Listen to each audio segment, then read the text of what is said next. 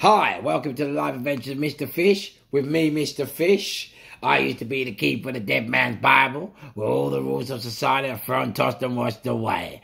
I used to be the man standing on the pavement, riding on a bus, sitting on a train, looking at all you people thinking, I wonder what it's like to be you. To wake, to work, to eat, to sleep, to dream, to die.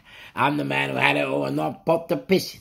My story's so hot, you're going to have to sit in the pool to read it. Crash. Easy on the mic and mind how you go. Easy on the mic and enjoy the show. Crash. How are we? Okay, today I decided today's topic will be about disappointment. Run! Disappointment. Life's a funny thing because all through your life we face disappointments of all different types, relationships, jobs, vacancies, all through your life, in all areas of life, we face disappointment. And the problem with disappointment is, with a lot of us, we don't know how to handle it. And don't get me wrong, I've done it. I've upset some people, all because I thought I was disappointed.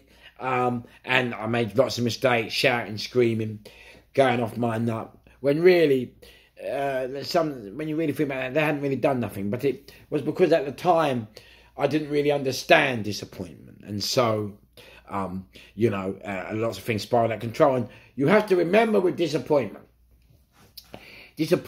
can lead to crash. How do we do it? How's your father? It can lead to death and jealousy, anger, resentment, prison.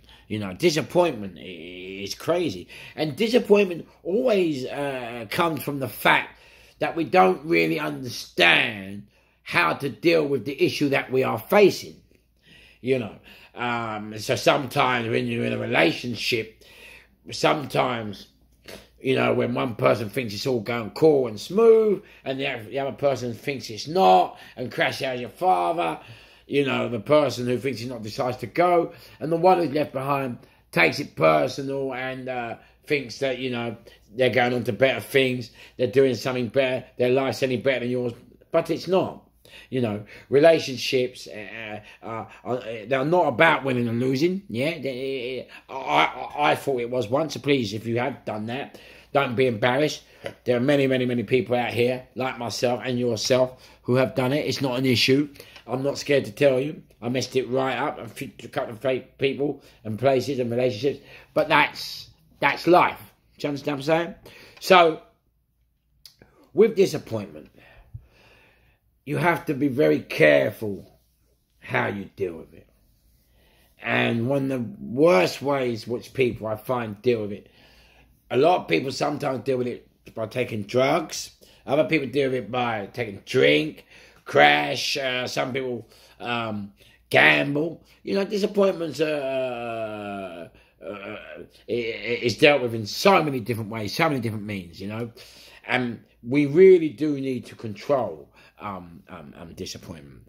And when you see a lot of these kids, at school or colleges or attendance centres or misbehaving at home and then going to school and then misbehaving at school and then going to attendance centres, it's all down to disappointment. And we go into there and we talk about schools and we talk about life, but no one's talking about disappointment and what it does to you and where it leads. And that's a massive thing, which I think, no, it's not just kids, all of us, whether you're 99, whether you're, 5, 6, 7, all of us need to learn how to deal with disappointment.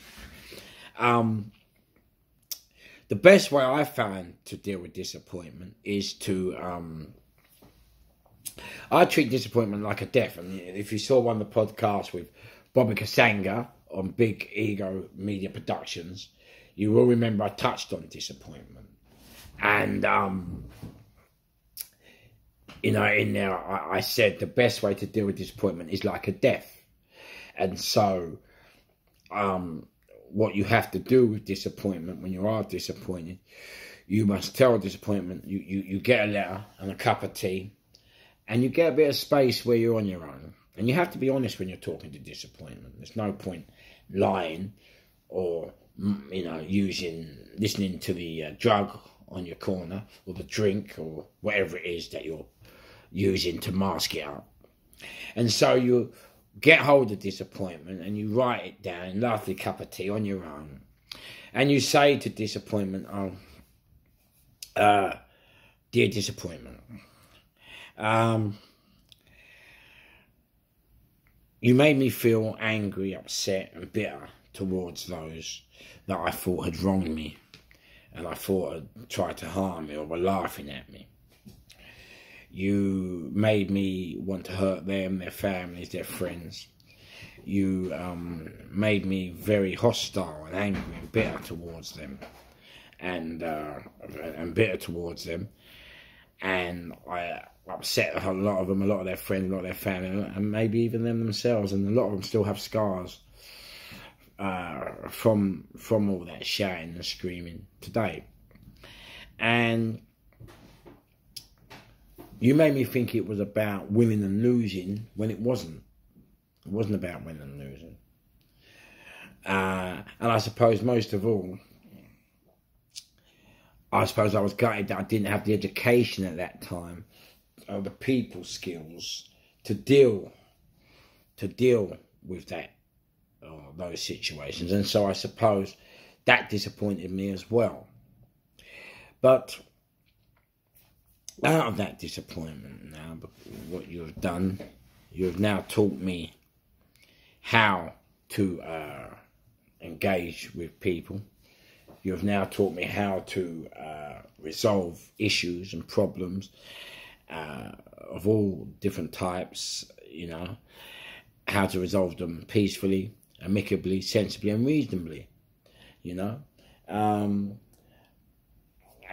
so disappointment, you know, I need you to understand that I didn't really understand what relationships were about, and I didn't understand that the relationships were really about two minds, and I'm disappointed that you didn't teach me that earlier. And I'm also disappointed that that I didn't understand that when one mind needs to go, that the other mind, crash house your father, alright, doesn't understand why the other one needs to go. And so that, you know, that I was very, very disappointed about, and you made me feel that. So now, disappointment, I want to say to you, now I've told you how I feel and what you've done to me, I want to say to you goodbye. And I'm going to move on now, and I'm going to smile and live to see another day. And that is how you have to deal with disappointment. You know, you have to write to it, tell it the truth. And once you've told it, move it on, crash out your father, sit down and relax and move on. You know, you just have to understand that, you know, like with relationships, two minds are, they're just two minds, and one goes their separate ways. It's nothing personal. There's nothing sad. They're not leading a better life than you. Their life isn't any greener than you. They still have the same mental pressures, the same emotional pressures, the same stresses of everyday life, just the same as you. Crash out your father. And so, there's no, you know, there's no need to be bitter and angry and fed up. No. So, crash out your father. It was a serious note today. I just thought I'd drop it in. I like doing a 10-minute quick show just to touch on a few things. If you would like to like and subscribe and keep the show alive, please do so. I'm here. Please comment. Ask me any questions. I'll see if I can help. But most of all, please deal with your disappointment respectively, properly and happily, because otherwise you're going to be on the drugs, on the gear, gambling, in prison. That's where it all is. Jealous, hating, hurting. That's where it all is. So ladies and gentlemen, do yourselves a favour. Please listen to what I said. Ease on the mic and mind how you go. And I hope you enjoyed the show. And please remember, there's nothing bad that can't be worse. Like and subscribe and keep the show alive. Cry!